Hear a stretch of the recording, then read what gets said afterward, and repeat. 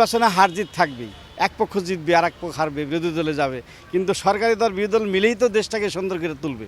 তা আমরা আশা করি যে দলই ক্ষমতা যাক, তারা যেন সরকারি বিরোধী দল যারা আছে তারা মিলে যেন এই দেশটাকে সুন্দর করুক।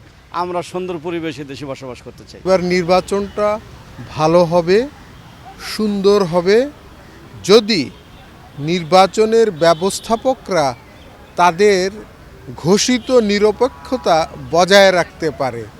যদি তারা কোনো রকম পক্ষপাতিত্বর দিকে যায় তাহলে আমার মনে হয় না আমার আশা পূরণ হবে।